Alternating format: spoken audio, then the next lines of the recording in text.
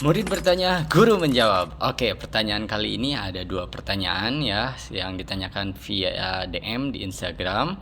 Yang pertama itu cara ngecilin pipi itu dengan olahraga apa katanya. Yang kedua adalah saya sudah banyak makan tapi yang besar itu bukan badan tapi pipi. Kenapa?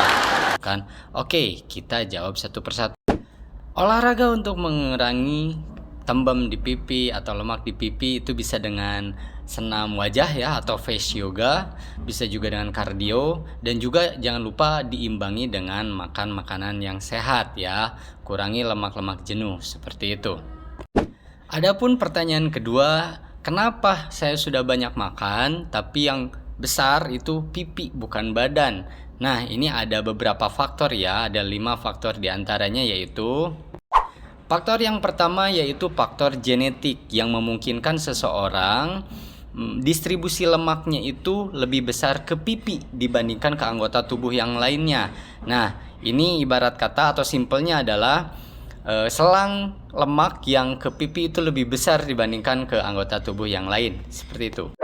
Faktor yang kedua yakni faktor retensi cairan atau bengkak. Nah, ini disebabkan oleh konsumsi garam atau natrium dan juga gula yang berlebih yang mengakibatkan cairan di dalam tubuh itu tertahan dan tertumpuk di pipi seperti itu.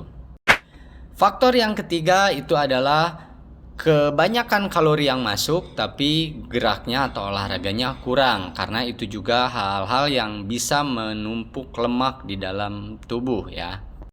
Faktor keempat yakni faktor kurang tidur dan stres ya. Faktor kurang tidur bisa mengakibatkan hormon kortisol atau hormon stres keluar dan akhirnya itu memicu lemak bertumpuk di pipi. Dan yang terakhir, yang kelima itu adalah faktor hormonal. Nah, hormon seseorang misalkan lagi beranjak dewasa, lagi remaja, atau kalau perempuan itu lagi head dan lain-lain, itu bisa mengakibatkan pipi jadi bulat ya, atau faktor misalkan dari efek samping dari obat-obatan yang memicu hormon seseorang berubah ya, seperti itu. Selanjutnya, jika sudah tahu penyebabnya apa, maka kita harus tanggulangi ya. Kalau misalkan penyebabnya adalah dari faktor makanan yang tadi misalkan, maka kita harus tanggulangi makanannya. Kita kurangi yang natrium dan gulanya, kita perbanyak di proteinnya, di kaliumnya, di karbohidrat kompleksnya, dan lain-lain yang bisa menambah massa otot bukan lemak, seperti itu. Itu dia jawaban dari saya. Jika ada yang salah silahkan dikoreksi, jika ada yang kurang silahkan ditambahkan. Tulis di kolom komentar. Terima kasih.